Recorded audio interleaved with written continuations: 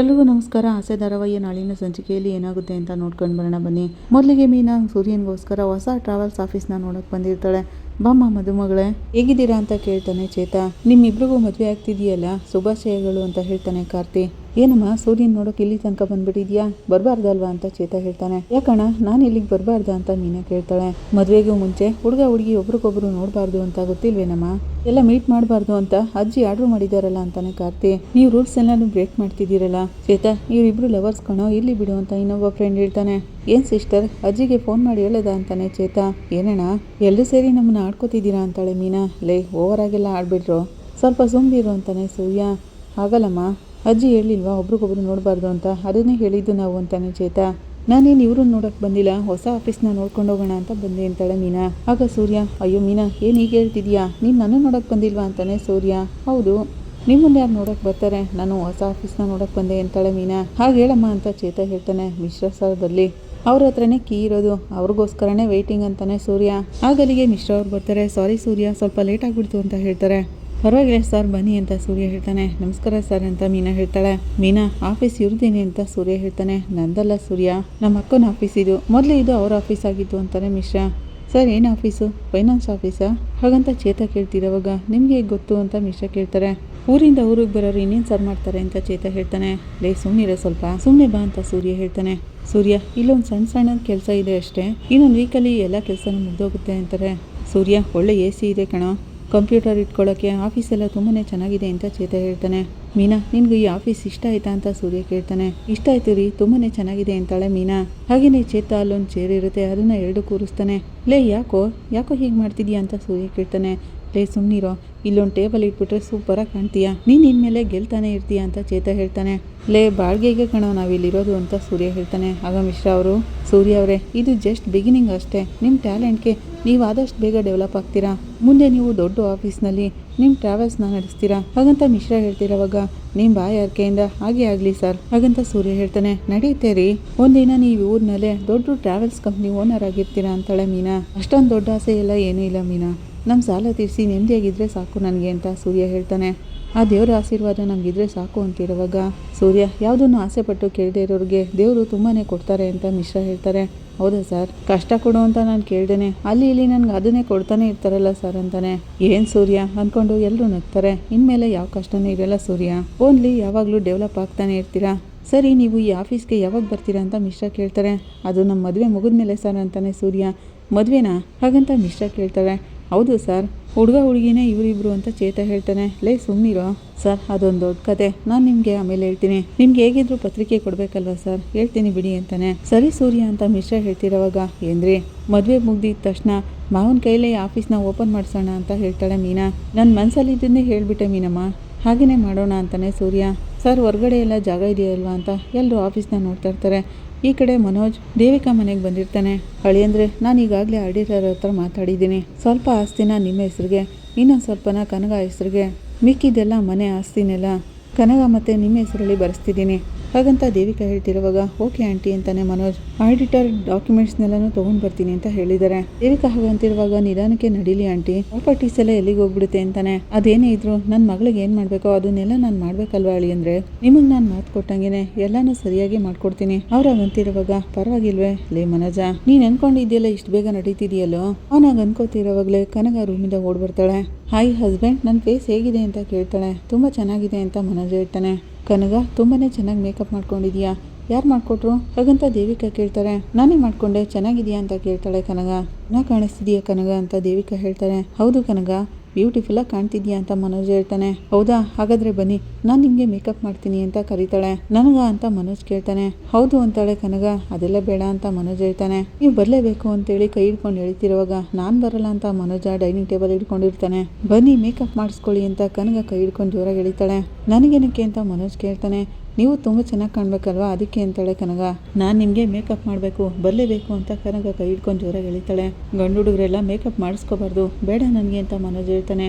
ಏನಕ್ಕೆ ಮಾಡಿಸ್ಕೋಬಾರ್ದು, ನಾನು ನಿಮ್ಮನ್ನ ತುಂಬ ಚೆನ್ನಾಗಿರೋ ಹಾಗೆ ನೋಡಬೇಕು, ಬನ್ನಿ ಅಂತಾಳೆ ಕನಗ. ನಾನು ಈಗಲೇ ಚೆನ್ನಾಗಿದ್ದೀನಿ, ಬೇಡ ಅಂತಾನೆ ಮನೋಜ್ ಮುಖ ನೋಡಿ, ಇಲ್ವಲ್ಲ ನೀವು ಚೆನ್ನಾಗಿ ಕಾಣ್ತಿಲ್ಲ, ಬನ್ನಿ ಅಂತೇಳಿ ಕೈ ಹಿಡ್ಕೊಂಡು ಜೋರಾಗಿ ಎಳಿತಾಳೆ. ಅಳಿಯಂದ್ರೆ ಅವಳಿಗೆ ಏನು ಹೇಳಿದ್ರು ಕೇಳಲ್ಲ, ಸುಮ್ಮನೆ ಸ್ವಲ್ಪ ಹೊತ್ತು ಅವಳ ಜೊತೆ ಕೂತಿದ್ದು ಬನ್ನಿ, ಇಲ್ಲಾಂದರೆ ಬಿಡೋದೇ ಇಲ್ಲ ಅಂತ ದೇವಿಕಾ ಹೇಳ್ತಾರೆ. ಅಯ್ಯೋ ಅದಕ್ಕಲ್ಲ ಆಂಟಿ, ನಾನು ಏನು ಹೇಳಕ್ಕೆ ಬಂದೆ ಅಂತ ಮನೋಜ್ ಹೇಳ್ತಿರೋವಾಗ ಕನಗ ಕೈ ಹಿಡ್ಕೊಂಡು ದರ ಅಂತ ಹೇಳ್ಕೊಂಡು ಹೋಗ್ತಾಳೆ.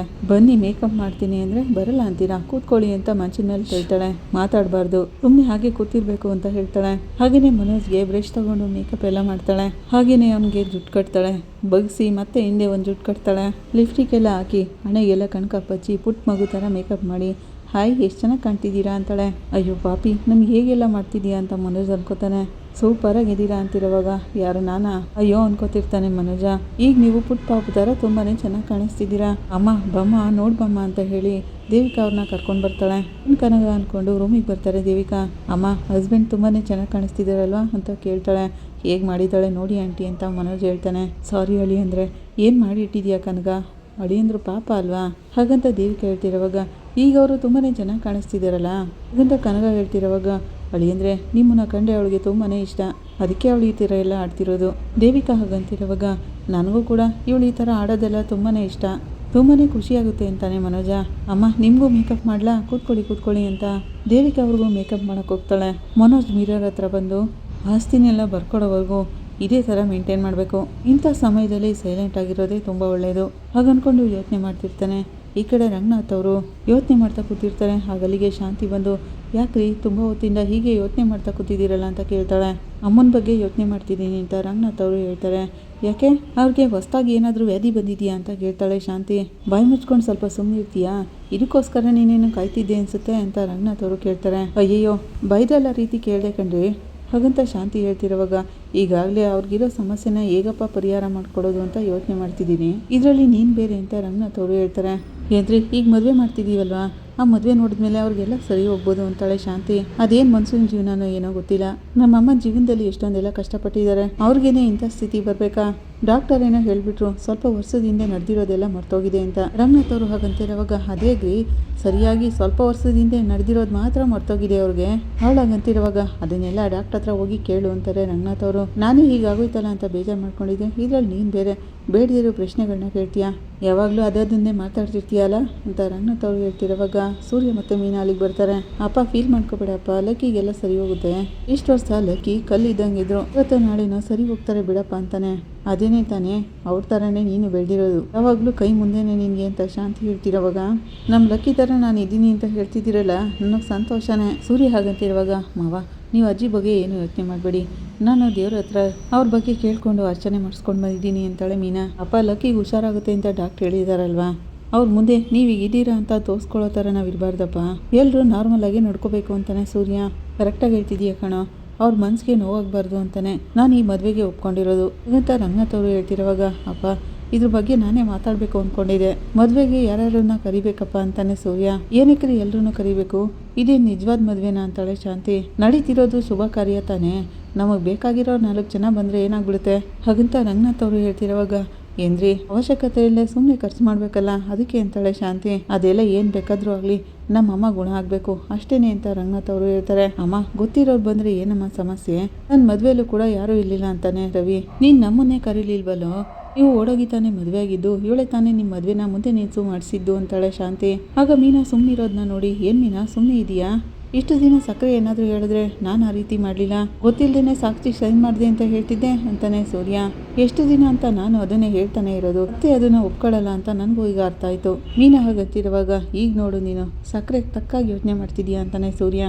ಅತ್ತೆ ನಮ್ಮ ಮನೆಯಲ್ಲಿ ಮದುವೆಗೆ ಓಕೆ ಅಂತ ಹೇಳಲಿಲ್ಲ, ಅದಕ್ಕೆ ನಾವು ಓಡೋಗಿ ಮದುವೆ ಆದ್ವಿ, ಈ ಸರಿನಾದರೂ ಎಲ್ಲನೂ ಕರೀಲೇಬೇಕು ಅಂತಾಳೆ ಶ್ರುತಿ.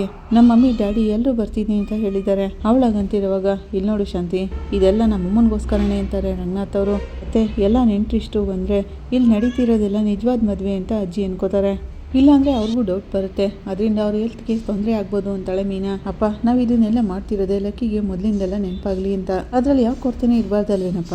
ಸೂರ್ಯ ಹಾಗಂತಿರುವಾಗ ಹೌದಪ್ಪ ಒಂದೇ ಟೈಮ್ಗೆ 2 ಮದುವೆ ನಡೀತಿದ್ದಾವೆ, ಇದು ಒಂದು ಹ್ಯಾಪಿ ಮೂಮೆಂಟ್ ತಾನೇ, ಹಾಗಂದಮೇಲೆ ನಮ್ಗೆ ಗೊತ್ತಿರೋರೆಲ್ಲರೂ ಇಲ್ಲಿ ಇದ್ದರೆ ನಮಗೂ ಸಂತೋಷ ಆಗುತ್ತೆ ಅಂತಾನೆ ರವಿ. ಅಪ್ಪ ಯಾರನ್ನ ಕರಿಬೇಕಪ್ಪ ಅಂತ ಸೂರ್ಯ ಕೇಳ್ತಾನೆ. ನಾನು ಕೇಶವನ್ನ ಕರಿತೀನಿ, ಹಾಗೆಯೇ ಸೂರ್ಯ ಮೀನಾ ಅವ್ರ ಮನೆಯಿಂದನೂ ಕರಿಬೇಕು ಅಂತ ಹೇಳ್ತಾರೆ ರಂಗನಾಥ್ ಅವರು. ಆಗ ಶಾಂತಿ ಇವ್ರ ಮನೆಯಿಂದ ಏನಕ್ಕೆ ಕರಿಬೇಕು, ಇವ್ರ ಮನೆಯಿಂದ ಎಲ್ಲರೂ ಏನಕ್ಕೆ ಬರಬೇಕು ಅಂತ ಕೇಳ್ತಾಳೆ. ಏನು ಸಕ್ಕರೆ ಹೆಣ್ಣಿನ ಮನೆಯವ್ರು ಯಾರು ಇಲ್ಲಿ ಇರಬಾರ್ದಾ? ಅವರೇ ಇಲ್ಲ ಅಂದಮೇಲೆ ಮದುವೆ ಹುಡುಗಿ ಮದುವೆ ಹೇಗೆ ನಡೆಯುತ್ತೆ ಅಂತ ಕೇಳ್ತಾನೆ ಸೂರ್ಯ. ಯಾಕೆ ಅವರೆಲ್ಲ ಇವಳು ಮದುವೆನ ನೋಡಿದಾರೆ ತಾನೆ, ಯಾಕೆ ಯಾವುದು ನೆನಪಿಲ್ವಂತ ಅಂತಾಳೆ ಶಾಂತಿ. ಅದಕ್ಕೆ ಮನೆಯಲ್ಲಿ ಶುಭ ಕಾರ್ಯ ನಡೀತಿದ್ರೆ ಮೀನಾ ಮನೆಯವರು ಇಲ್ಲಿ ಯಾರು ಇರಬಾರ್ದಾ? ಅದು ಮಾತ್ರ ಅಲ್ಲ, ಸೂರ್ಯ ಮೀನಾ ಮದುವೆಲಿ ಅವತ್ತಿನ ದಿನ ಮೀನಾ ಅಳ್ತಾನೆ ಇದ್ಲು. ಅದಕ್ಕೆಲ್ಲ ಯಾರು ಕಾರಣ ಅಂತ ನಿನಗೂ ಕೂಡ ಚೆನ್ನಾಗಿ ಗೊತ್ತು. ರಂಗನಾಥ್ ಅವರು ಹಾಗಂತಿರುವಾಗ, ಅಪ್ಪ ಅದೆಲ್ಲ ಅಮ್ಮನ ಪ್ರೀತಿ ಮಗನಿಂದನೇ ತಾನೇ ಎಲ್ಲನೂ ನಡೆದಿದ್ದು ಅಂತಾನೆ ಸೂರ್ಯ. ಈ ಸರಿನಾದರೂ ಸಂತೋಷವಾಗಿ ಈ ಮದುವೆನ ಅವ್ರ ಮನೆಯವರೆಲ್ಲರೂ ನೋಡಲಿ. ಖಂಡಿತ ಅವರೆಲ್ಲರೂ ಇಲ್ಲಿಗೆ ಬರಬೇಕು ಅಂತಾರೆ ರಂಗನಾಥ್ ಅವರು. ಅಪ್ಪ ಖಂಡಿತ ಅವರೆಲ್ಲರೂ ಬರ್ತಾರಪ್ಪ, ನಾವು ಹೋಗಿ ಕರೆದು ಬರ್ತೀವಿ ಅಂತಾನೆ ಸೂರ್ಯ. ಇಲ್ಲಿ ನನ್ನ ಮಾತನ್ನ ಯಾರು ಕೇಳ್ತಾರೆ? ಇವ್ರ ಮನೆಯವರೆಲ್ಲ ಬಂದು ಇಲ್ಲಿ ಏನ್ರಿ ಮಾಡ್ತಾರೆ? ಅಪ್ಪ ಅಮ್ಮ ಬಂದರೆ ಅದಕ್ಕೊಂದು ಅರ್ಥ ಇರುತ್ತೆ. ಶಾಂತಿ ಹಾಗಂತಿರುವಾಗ ನೀನೇನು ಹೇಳಬೇಕು ಅಂತಿದೀಯಾ ಅಂತಾರೆ ರಂಗನಾಥ್ ಅವರು. ಅಯ್ಯೋ ಅಪ್ಪ, ಅವರು ಶ್ರೀಮಂತಿಗೆ ಲೆವೆಲ್ನ ನೋಡ್ತಿದ್ದಾರಪ್ಪ, ಅವ್ರು ಮಾತ್ರ ಬರಬೇಕು ಅಂತಿದ್ದಾರೆ, ಅದೇನೇ ತಾನೇ ಅದ್ರ ಅರ್ಥ ಅಂತಾನೆ ಸೂರ್ಯ.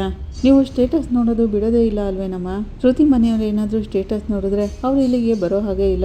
ನಮ್ಗಿಂತನೂ ಅವರೇ ತಾನೇ ಶ್ರೀಮಂತರು ಅಂತಾನೆ ರವಿ. ಮತ್ತೆ ಮೀನಮರಿ ಮನೆಯವರು ಕೂಡ ನಮ್ಮ ಫ್ಯಾಮಿಲಿನೇ. ಅವ್ರ ಮನೆಯವ್ರನ್ನ ನೀವೇನಾದ್ರೂ ಬರಬಾರ್ದು ಅಂತ ಹೇಳಿದ್ರೆ ನಮ್ಮ ಮಮ್ಮಿ ಡ್ಯಾಡಿಗೂ ಬರಬೇಡಿ ಅಂತಾನೆ ಹೇಳೋದು ಅಂತಾಳೆ ಶ್ರುತಿ. ಆಗ ರಂಗನಾಥ್ ಅವರು, ಕೇಳಿಸ್ಕೊಂಡ್ಯಾ ಶಾಂತಿ, ವಯಸ್ಸಿನಲ್ಲಿ ಚಿಕ್ಕ ಹುಡುಗಿ ಆದರೂ ಎಲ್ಲರೂ ಒಂದೇ ಥರ ನೋಡಬೇಕು ಅಂತ ನಿನ್ಗೆ ಹೇಳ್ಕೊಡ್ತಿದ್ದಾಳೆ. ಅವಳು ನೋಡಿ ಸ್ವಲ್ಪ ಬುದ್ಧಿ ಕಲಿ ಅಂತಿರೋವಾಗ, ಹಾಗಾದರೆ ನನಗೇನು ಗೊತ್ತಿಲ್ವಾ ಹಾಗಂತ ಶಾಂತಿ ಹೇಳ್ತಿರೋವಾಗ, ಅದನ್ನೆಲ್ಲ ನಾನು ಹೇಳಿ ನೀನು ತಿಳ್ಕೊಬೇಕಾ? ಮೊದಲು ಆಗಬೇಕಾಗಿರೋದ್ರ ಬಗ್ಗೆ ಮಾತಾಡೋಣ. ಈಗ ಮದುವೆಗೆ ಯಾರ್ಯಾರನ್ನ ಕರಿಬೇಕು ಅಂತ ಕೇಳ್ತಾರೆ. ಅಪ್ಪ ನಮ್ಮನೆ ಫಂಕ್ಷನ್ಗೆ ಯಾವಾಗಲೂ ಕಸ್ತೂರಿ ಆಂಟಿ ಇಲ್ಲೇ ಬೇಕಲ್ವೇನಪ್ಪ? ಏನ್ರಿ ನಾವು ಆಂಟಿನ ಕಾಶಿನಾಥ್ ಸರ್ನ ಇಬ್ರು ಕರೆಯೋಣ ಅಂತಾಳೆ ಮೀನಾ. ಆ ವ್ಯಕ್ತಿ ಏನಕ್ಕೆ ಅಂತ ಶಾಂತಿ ಕೇಳ್ತಾಳೆ. ಅವ್ರು ನಮಗೆ ಗೊತ್ತಿರೋರು ಸಕ್ರೆ, ಅದಕ್ಕೆ ಕರಿತಿದ್ದೀವಿ ಅಂತ ಸೂರ್ಯ ಹೇಳ್ತಾನೆ. ಅಪ್ಪ ಹಾಗೇನೆ ಪೂಜಾನು ಸಂತೋಷನ ಕರೆಯೋಣ ಅಪ್ಪ ಅಂತಾನೆ. ಲೇ ಅವಳು ಆ ಪಾರ್ಲರ್ ನೋಡ್ ಫ್ರೆಂಡು, ಅವಳು ನೀನು ಕರಿಬೇಕು ಅಂತಾಳೆ ಶಾಂತಿ. ಅವಳು ನನಗೂ ಕೂಡ ಫ್ರೆಂಡೇನೆ ಅತ್ತೆ, ಗೃಹಿಣಿ ಮೂಲಕ ಪರಿಚಯ ಆದ್ರೂ ಅವಳು ತುಂಬಾನೇ ಒಳ್ಳೆ ಹುಡುಗಿ ಅಂತಾಳೆ ಮೀನಾ. ನಾವು ಅವರಿಬ್ರನ್ನ ಕರೆಯೋಣ ಬಿಡು ಅಂತಾನೆ ಸೂರ್ಯ. ಶ್ವೇತಾನ ಕರಿಬೇಕು, ಹಾಗೇನೆ ನಮ್ಮ ತಂಗಿ ಶ್ವೇತಾನು ಕರಿಬೇಕು ಅಂತಾನೆ. ಸರಿ ರೀ ಅಂತಾಳೆ ಮೀನಾ. ಹೌದು ಕಣ, ಈಗ ಅವಳು ನಮ್ಮನೆ ಮಗಳು ಥರನೇ ಇದ್ದಾಳಲ್ಲ. ರಂಗನಾಥ್ ಅವರು ಹಾಗಂತಿರೋವಾಗ, ಏನಿದು ಲಿಸ್ಟು ದೊಡ್ಡದಾಗ್ತಾನೆ ಇದೆಯಲ್ಲ, ಬಿಟ್ಟರೆ ಮಂಟಪನ ಬುಕ್ ಮಾಡಿ ಮದುವೆನೂ ಮಾಡ್ತೀರಾ ಅಲ್ಲೇನೆ? ಶಾಂತಿ ಹಾಗಂತಿರೋವಾಗ, ಸಕ್ಕರೆ ಅದನ್ನೆಲ್ಲ ನಮ್ಮನೆಯಲ್ಲೇ ಕರೆಕ್ಟಾಗಿ ಮಾಡ್ಬೋದಲ್ಲ. ಮೀನಾ ಡೆಕೋರೇಷನ್ನ ನೋಡ್ಕೋತಾಳೆ ಅಂತಾನೆ ಸೂರ್ಯ. ಕೇಟ್ರಿನ ನಾನು ನೋಡ್ಕೋತೀನಿ ಅಂತಾನೆ ರವಿ. ಟ್ರಾವೆಲ್ಸ್ನ ನಾನು ನೋಡ್ಕೋತೀನಿ ಅಂತಾನೆ ಸೂರ್ಯ. ವಾವ್, ಮ್ಯಾರೇಜಿಗೆ ಬೇಕಾಗಿರೋ ಎಲ್ಲ ಟೀಮು ನಮ್ಮನೆಯಲ್ಲೇ ಇದೆ ಅಂತಾಳೆ ಶ್ರುತಿ. ರೋಹಿಣಿ ಇದ್ದಿದ್ರೆ ಮೇಕಪ್ಗಾಗೋ ಖರ್ಚು ಮಿಕ್ತಿತ್ತು ಅಂತಿರೋವಾಗ ಶಾಂತಿ ಕೋಪ ಮಾಡ್ಕೊಂಡು, ಯಾಕೆ ಅವಳನ್ನು ಕರೆದು ಬಿಡ್ಬೇಕು ತಾನೆ, ಯಾಕೆ ಬಿಟ್ಟರೆ ಊರನ್ನೇ ಕರೆದು ಬಿಡ್ತೀರಾ ನೀವು? ಅವಳಾಗಂತಿರೋವಾಗ, ಅವ್ರನ್ನ ಕರೆದ್ರೂ ತಪ್ಪೇನಿಲ್ವಲ್ಲ ಅಂತಾಳೆ ಶ್ರುತಿ. ಏನೋ ಮಾತಿಗೆ ಹೇಳಿದ್ರೆ ಬಿಟ್ಟರೆ ಕರೆದ್ಬಿಡ್ತೀನಿ ಅಂತ ಹೇಳ್ತಿದ್ದೀಯಲ್ಲಮ್ಮ ಶ್ರುತಿ, ಈ ಕುಟುಂಬಕ್ಕೆ ಯಾರು ಅವಳು? ಶಾಂತಿ ಹಾಗಂತಿರೋವಾಗ, ಅತ್ತೆ ಇನ್ನೂ ಅವಳಿಗೆ ಡೈವರ್ಸೇ ಆಗಿಲ್ವಲ್ಲ ಅಂತಾಳೆ ಮೀನಾ. ಹೌದು ಅಮ್ಮ, ಲೀಗಲ್ ಆಗಿ ಅವ್ರು ಇನ್ನೂ ಮನೋಜ್ ವೈಫೇನೆ ಅಂತಾನೆ ರವಿ.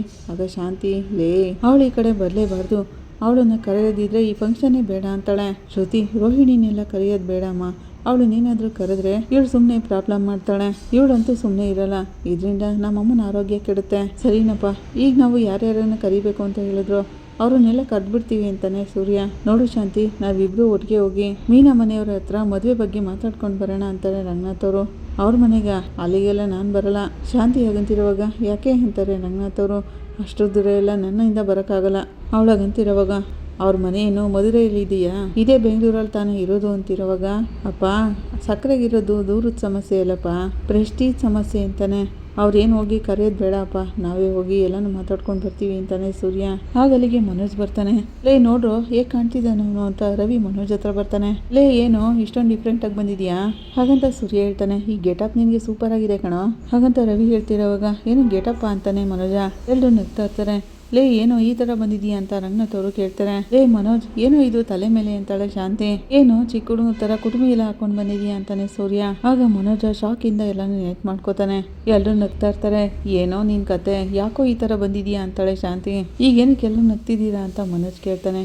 ಈ ಥರ ಫೌಂಟೇನ್ ಥರ ವೇಷ ಹಾಕೊಂಡು ಬಂದರೆ ಎಲ್ರಿಗೂ ನಗು ಬರಲ್ವಾ ಅಂತಾಳೆ ಶ್ರುತಿ. ಅದು ಶೋರೂಮಲ್ಲಿ ಒಂದು ಆ್ಯಡ್ ಇತ್ತು, ಅದಕ್ಕೆ ಹೊಸ ಗೆಟಪ್ಪಲ್ಲಿ ಆ್ಯಕ್ಟ್ ಮಾಡಿದೆ ಹಾಗಂತ ಮನೋಜ್ ಹೇಳ್ತಿರೋವಾಗ, ನೀನು ಆ್ಯಕ್ಟ್ ಮಾಡ್ದೇನೋ ಅಂತ ರವಿ ಕೇಳ್ತಾನೆ. ನಾನು ಯಾವಾಗಲೂ ಆ್ಯಕ್ಟ್ ಮಾಡ್ಕೊಂಡೇ ಅಲ್ವೇ ನಾನು ಜೀವನ ಮಾಡ್ತಿರೋದು ಹಾಗಂತ ಸೂರ್ಯ ಹೇಳ್ತಿರೋವಾಗ, ಲೇ ಅದನ್ನೆಲ್ಲ ತೆಗೆದಿಟ್ಟು ಬರಬಾರ್ದ ಅಂತಾಳೆ ಶಾಂತಿ. ಯಾವುದೋ ಯೋಚನೆಯಲ್ಲಿ ಮರ್ತ್ಬಿಟ್ಟೆ ಅಮ್ಮ ಅಂತಾನೆ ಮನೋಜ್. ಸ್ವಲ್ಪ ಇರು ಅಂತ ಹೇಳ್ಬಿಟ್ಟು, ಸೋಂಪಪುಡಿ ನೀನು ಈ ಕಡೆ ಬಾ ಅಂತಾನೆ.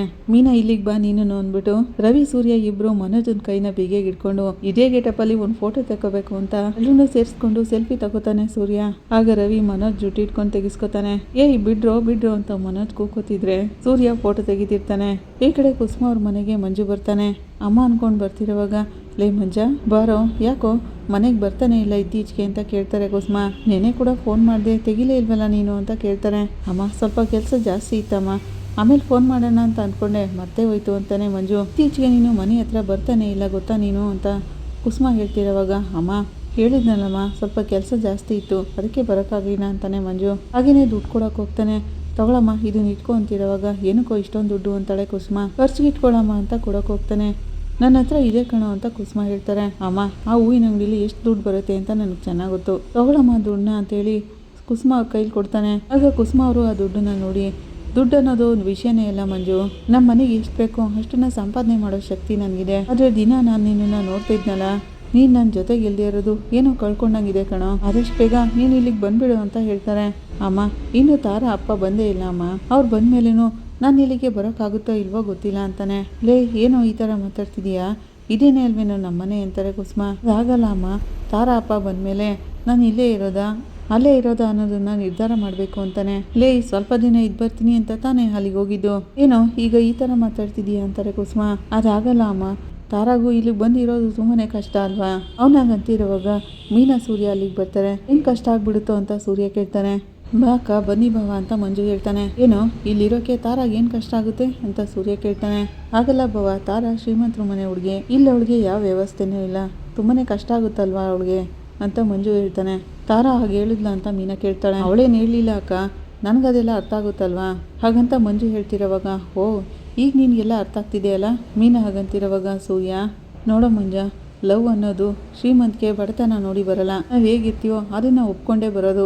ನೀನು ಯಾರು ಏನು, ನೀನು ಹೇಗಿದೆಯಾ, ನಿಮ್ಮ ಮನೆ ಹೇಗಿದೆ ಅಂತ ತಾರಾಗೆ ಚೆನ್ನಾಗಿ ಗೊತ್ತಿತ್ತಲ್ವಾ, ಅದೆಲ್ಲ ಗೊತ್ತಿದೆ ತಾನೇ ಅವಳು ನಿನ್ನನ್ನು ಮದುವೆ ಆಗಿದ್ದು, ಮತ್ತಿನ್ನೇನು ಅಂತ ಸೂರ್ಯ ಕೇಳ್ತಾನೆ.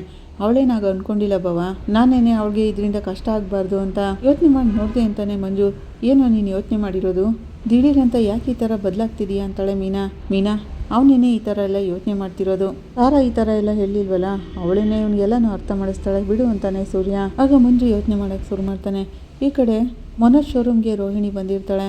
ರೋಹಿಣಿ, ನಾನು ಈ ಮಗುನ ಒಪ್ಕೊಳ್ಳಲ್ಲ ಅಂತ ಹೇಳ್ತಿಲ್ವಾ, ಆದಷ್ಟು ಬೇಗ ಅಬಾರ್ಷನ್ ಮಾಡಿಸ್ಬಿಡು ಅಂತ ಹೇಳ್ತಾನೆ ಇದ್ದೀನಿ ನಿನಗೆ, ಬೇಕು ಅಂದ್ರೆ ಹೇಳು, ನಾನು ನಿನ್ನನ್ನು ಹಾಸ್ಪಿಟ್ಲಿಗೆ ಕರ್ಕೊಂಡು ಹೋಗ್ತೀನಿ ಅಂತಾನೆ ಮನೋಜ್. ಅಬಾರ್ಷನ್ ಮಾಡ್ಸೋಕೆ ಮಾತ್ರ ತಕ್ಷಣ ನಾನು ನಿನ್ನ ಜೊತೆ ಬರ್ತೀನಿ ಅಂತ ಹೇಳ್ತಿದ್ದೀರಾ, ಈ ಮಗುನ ಅಬಾರ್ಷನ್ ಮಾಡ್ಸೋಕ್ಕೆ ನೀವು ಅಷ್ಟೊಂದು ಅರ್ಜೆಂಟಾ ಅಂತ ಕೇಳ್ತಾಳೆ ರೋಹಿಣಿ. ನಾನು ಹೇಳ್ತಿರೋದ್ರಲ್ಲೂ ಒಂದು ಅರ್ಥ ಇದೆ ರೋಹಿಣಿ, ಮೊದಲದನ್ನೆಲ್ಲ ಅರ್ಥ ಮಾಡ್ಕೊ ಅಂತ ಮನೋಜ್ ಹೇಳ್ತಿರೋವಾಗ, ನೀವು ನನ್ನ ಜೊತೆ ಬರೋ ಅಗತ್ಯ ಇಲ್ಲ, ಯಾವಾಗ ಏನು ಮಾಡಬೇಕು ಅಂತ ನನಗೆ ಚೆನ್ನಾಗಿ ಗೊತ್ತು ಹಾಗಂತ ಹೇಳಿ ರೋಹಿಣಿ ಅಲ್ಲಿಂದ ಹೋಗ್ತಾಳೆ. ಇಲ್ಲಿಗೆ ಈ ಸಂಚಿಕೆ ಮುಕ್ತಾಯ ಆಗುತ್ತೆ. ನಿಮ್ಗೆ ಇಷ್ಟ ಆದರೆ ಲೈಕ್ ಮಾಡಿ, ಕಮೆಂಟ್ ಮಾಡಿ, ಸಬ್ಸ್ಕ್ರೈಬ್ ಮಾಡಿ. Thank you.